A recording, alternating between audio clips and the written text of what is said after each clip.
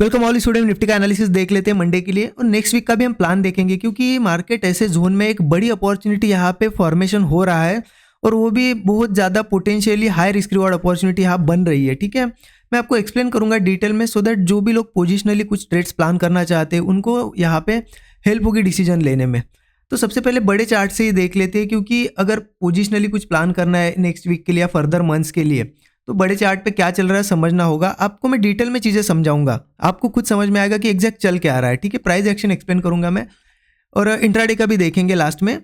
सबसे पहले पोजिशनली का अगर देखा जाए तो वीकली चार्ट मैंने ओपन कर दिया। यहाँ पे आप कुछ चीज़ें ऑब्जर्व करिए। वीकली चार्ट पे क्लियर है हमें कि ऑल टाइम हाई पे मार्केट है। अभी निफ्टी देखोगे आप तो ये पहले हाई था, अभी ऑल टाइम हाई पे। और ऑल टाइम हाई में क्या हुआ है ना, 3-4 वीक हो गए यहाँ पे थोड़ा बहुत मार्केट रेंज में ही है, राइट, रेंज में ही है अभी। ऐसा भी देखोगे आप, मतलब यहाँ पे ऐसी भी रेंज बनी है और छोटे टाइम फ्रेम पे मैं आपको दिखाऊंगा ऐसा एक स्ट्रक्चर भी क्रिएट हुआ है। ठीक है, लेकिन एक चीज़ यहाँ ऑब्जर्व करिए कि टॉप पे क्या हो रहा है ना कि कैंडल्स देखिए, वीकनेस बहुत बार आई थी, यहाँ तक आई थी ये कैंडल, देखो यहाँ तक आई थी ये कैंडल, यहाँ ये कैंडल भी, लेकिन कहीं ना कहीं ऊपर जाके हर कैंडल क्लोज हुई है। मतलब क्या दिख रहा है यहाँ पे कि नीचे से बायर्स का प्रेशर बहुत ज़्यादा है, इसलिए क्या बनी है मार्केट में, वीक्स बनी है। आप देखो कि वीक बहुत ज़्यादा है।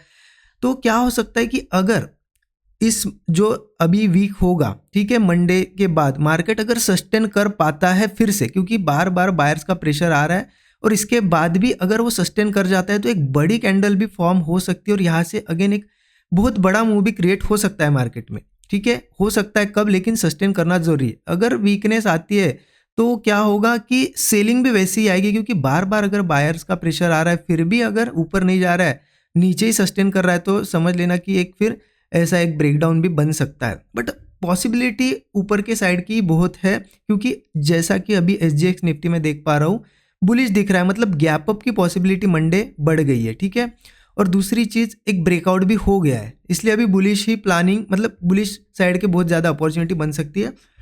अब उसके लिए मैं आपको डेली चार्ट पे भी समझाता हूँ थोड़ी चीज़ें। यहाँ तो आपको एक चीज़ समझ आई कि कहीं ना कहीं प्रेशर बायर्स का दिख रहा है कैंडल्स में। ठीक है, और वीकली कैंडल है, कोई छोटी मोटी कैंडल नहीं है, तो इसका वेटेज डिसीजन लेने में बहुत ज़्यादा होगा। ठीक है, अब देख लेते डेली चार्ट पे। देखो आप यहाँ पे भी एक चीज़ ऑब्जर्व करो थोड़ा। प्राइस एक्शन देखिए क्या होता है ना कि आपको समझना है एग्जैक्टली चीज़ें क्या चल रहा है मार्केट में, या हुआ क्या था। देखिए इन लेवल्स के पास से एक ब्रेकआउट, मतलब मार्केट ने बहुत कंसोलिडेशन के एक ब्रेकआउट दिया। पोजीशंस कहाँ बनी, बायर्स की यहाँ बनी, लेकिन मार्केट नीचे आया था, निफ्टी नीचे आया था एक बार, सबको जितने वीक हैंड से सबको निकाल दिया। ठीक है, उसके बाद फिर से इन लेवल्स के आसपास एक ब्रेकआउट जैसा सिनेरियो क्रिएट हुआ था। फिर से क्या हुआ, मार्केट नीचे आया और यहाँ एक क्या किया था, देखिए हिडन शोल्डर जैसा एक पैटर्न क्रिएट किया था, जो कि होता है एक बियरिश स्ट्रक्चर होता है। ठीक है, एक बियरिश स्ट्रक्चर भी क्रिएट हुआ था जिसका ब्रेकडाउन भी आया था। मतलब बायर्स जिन्होंने यहाँ पे ट्राई किया, जिन्होंने यहाँ पे ट्राई किया, उनको बार बार मार्केट ने डिसअपॉइंट किया है, राइट। इतनी बार डिसअपॉइंट करने के बाद क्या होता है कि अब बाइंग जो मूव आएगा ना उसमें पार्टिसिपेट करेंगे नहीं, वीक हैंड्स नहीं करेंगे या फिर रिटेलर नहीं करेंगे, ये बिग प्लेयर के लिए ये मूव होगा। ठीक है, अब देखिए अगर वीकनेस सही में थी, मार्केट ने यहाँ पे भी एक अच्छा स्ट्रक्चर बनाया, गिर जाना चाहिए था यहाँ से या फिर थोड़ा यहाँ से गिरना चाहिए था, लेकिन यहाँ क्या बनाया मार्केट ने, एक डबल बॉटम जैसा पैटर्न क्रिएट हो रहा है। ठीक है, और उसका एक छोटे टाइम फ्रेम पे 1 आवर चार्ट पे मैं दिखा था वो आपको, अभी एक ब्रेकआउट जैसा भी हो रहा है।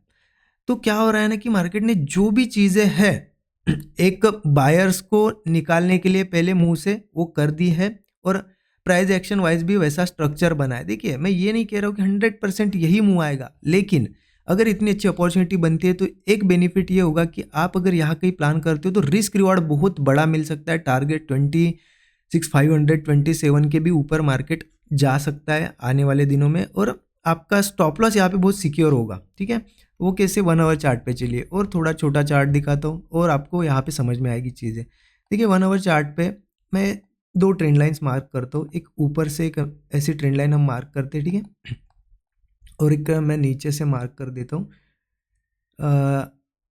एक ऐसी ट्रेंड लाइन। ठीक है, अब यहाँ पे आपको दिख रहा है कि क्लियर एक साइडवेज जोन में, इसलिए आपने देखा ये जो कुछ दिन थे मार्केट ने बहुत ज़्यादा स्ट्रगल किया, बहुत ज़्यादा हमें कॉशियसली ट्रेड करने पड़े इन लेवल्स पे, क्योंकि स्ट्रक्चर यहाँ पे साइडवेज था, मतलब एक्यूमुलेशन जोन में था मार्केट, एक बड़े मूव की तैयारी है यहाँ पे। और एक चीज़ आप यहाँ पे देखो क्या बना है, यहाँ पे inverse head and shoulder pattern create हुआ है। ठीक है, कभी भी पैटर्न्स आपको एज इट इज़ बने बनाए नहीं मिलेंगे, आपको ढूंढने पड़ेंगे। यहाँ पे थोड़ा डिक्लाइन है pattern, but inverse head and shoulder कहीं ना कहीं ब्रेकआउट भी आ गया है और एसजीएक्स निफ्टी ये दिखा रहा है कि गैप अप भी हो सकता है। तो सारी चीज़ें जो है बुलिश व्यू को सपोर्ट कर रही है, ठीक है। तो अब पोजिशनली प्लान अगर करना है तो सिंपल है, मार्केट अगर सस्टेन करता है, ठीक है, पोजिशनल वालों के लिए बता रहा हूँ, अगर सस्टेन करता है ऊपरी लेवल पे और कोई स्ट्रक्चर आपको इंट्राडे में ब्रेकआउट जैसा दिखता है तो प्लान कर सकते हो, यहाँ से बड़े मूव्स आने की पॉसिबिलिटी है, ठीक है। और रिस्क रिवार्ड बहुत फेवरेबल होगा, छोटा सा ही होगा, क्योंकि पहले ही टाइम जितना स्पेंड करना है कर चुका है मार्केट। हो सकता है ऐसा भी हो थोड़ा, मान लो मंडे अगर बहुत बड़ा गैप अप नहीं होता है, फ्लैट या छोटा मोटा गैप डाउन होता है, तो एक बार और वीक हैंड्स को निकाले, जो भी ये ब्रेकआउट पे ट्रेड प्लान करे है उनको निकालने के लिए थोड़ा नीचे आ सकता है। तो रुको, वेट करो, जब वापस उस इसके ऊपर आएगा, स्ट्रक्चर बनेगा, तब पोजिशनली प्लान कर सकते हैं। अब टारगेट्स क्या होगी पोजिशनली, हो सकता है नया और ऑल टाइम हाई लगे, ठीक है। तो स्ट्रक्चर बनने दो, लेकिन प्लानिंग करनी है पोजिशनली तो स्ट्रक्चर बनने दो, ऐसा नहीं कि मंडे कहीं पे भी ओपन हुआ और ले लिया ट्रेड, ठीक है। तो ये हो गया पोजिशनल वालों के लिए। अब इंट्राडे में क्या प्लानिंग करनी है देखिए, इसके बेस पे इंट्राडे का भी हमारा प्लान होगा। 15 मिनट चार्ट पे मैं बताता हूँ आपको। सिंपल है, ज़्यादा कुछ भी यहाँ पे रॉकेट साइंस नहीं है, कॉम्प्लिकेटेड मार्केट नहीं है। अभी स्ट्रक्चर वाइज अगर देखो एक अच्छा ब्रेकआउट आ चुका है, ठीक है। जो रेंज थी यहाँ पे ब्रेकआउट, यहाँ बहुत टाइम स्पेंड किया, फाइनली इसके ऊपर ऊपर क्लोजिंग हमें दिख रही है, ठीक है। अब तो एक चीज़ क्लियर है, इसके ऊपर अगर क्लोजिंग मिल रही है तो हम बुलिश जोन में है।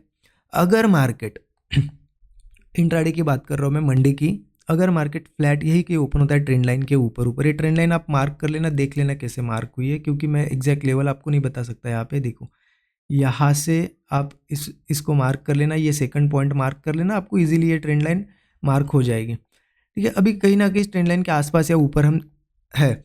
अगर फिर से इन्हीं लेवल्स के आसपास ओपन होता है और सस्टेन करता है, देखिए यहाँ पे आपको बिहेवियर देखना पड़ेगा मार्केट का, क्या सही में स्ट्रेंथ है, सस्टेन करता है, जो भी ब्रेकआउट वगैरह कंटिन्यूएशन मिलेगा यहाँ पे एंट्री करेंगे, ठीक है।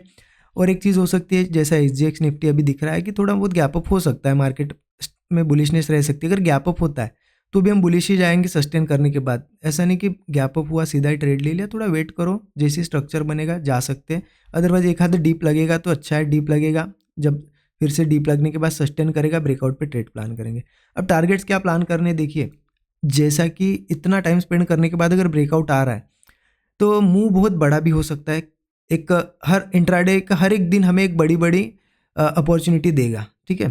तो आप ऑब्जर्व करो कैंडल्स का साइज वगैरह, अगर बड़ी कैंडल्स बन रही है, अच्छा मोमेंटम आ रहा है तो ट्रेल करते जाओ, बड़ा टारगेट प्लान करो। आपको दिख रहा है कि नहीं ज़्यादा स्ट्रेंथ नहीं है, धीरे धीरे ही जा रहा है, 1:3 1:4 का एक मिनिमम टारगेट तो हमें लेना ही है, जो भी 25-30 पॉइंट का भी एक इनिशियल स्टॉप लॉस रहेगा, तो इतना टारगेट हम प्लान करेंगे, ठीक है। अब रही बात कि सेलिंग क्या कर सकते हैं मार्केट में, देखिए सेलिंग का तो सिनेरियो अभी तो नहीं है, फिर भी क्या होता है ना कि अगर वापस इस ट्रेंड लाइन के नीचे आता है मार्केट, मंडे के दिन निफ्टी अगर इस ट्रेंड लाइन के नीचे नीचे आता है तो थोड़ा हमें फिर कॉशियसली ट्रेड करना पड़ेगा, टाइम देना पड़ेगा। पहली बात तो मार्केट को टाइम देना पड़ेगा थोड़ा, कि क्या वो डिसीजन लेता है, क्या सिनेरियो, क्या स्ट्रक्चर वहाँ पे क्रिएट करता है। अगर इसके नीचे ओपन होता है या फिर मान लो ऊपर भी ओपन हो कि इसके नीचे आता है, तो थोड़ा वेट करो। अगर सस्टेन नीचे नीचे ही कर रहा है और फिर ब्रेकडाउन बना रहा है तो हो सकता है फिर से नीचे आए या फिर इसी रेंज में ट्रेड करे, तो पुट ले सकते हैं यहाँ। लेकिन देखिए जब इतना बुलिश मार्केट होता है ना, पुट्स के प्रीमियम बढ़ते नहीं है, तो आप थोड़ा प्रीमियम का चार्ट ऑब्जर्व करो। अगर ऐसा स्ट्रक्चर बनता है बियरिश, अगर पुट लेने का प्लान ही है तो पुट का प्रीमियम देखो क्या सही में बढ़ रहा है। अगर आपको दिख रहा है कि मार्केट नीचे आ रहा है बट पुट एक ही जगह पे है, तो प्लान मत करो, क्योंकि बढ़ेंगे नहीं फिर, सिंपल है, ठीक है। और अगर ये नीचे के साइड आता भी है और उसके बाद धीरे धीरे रुकने के बाद फिर से ऊपर ब्रेकआउट देता है, तो क्लियरली हम बुलिश साइड यहाँ पे ट्रेड हमारा प्लान कर सकते हैं। तो बहुत ज़्यादा सिंपल है। बाकी देखिए जितनी ज़्यादा न्यूज़ आप देखोगे, ग्लोबल मार्केट देखोगे, डाटा देखोगे, उतना ज़्यादा क्या होगा ना, कन्फ्यूजन क्रिएट होगा। मैं कहूँगा कि अभी क्लियर है मार्केट, तो सिंपल प्राइस एक्शन फॉलो करेंगे तो अच्छा होगा, ठीक है। बाकी देखिए जो भी इंट्राडे में, लाइव मार्केट में जो भी सेटअप बनेगा, मैं स्टूडेंट ग्रुप में ज़रूर शेयर करूँगा, डिस्क्रिप्शन में डिटेल से चेकआउट आप कर सकते हो, मेंटरशिप प्रोग्राम वगैरह। Thank you so much everyone.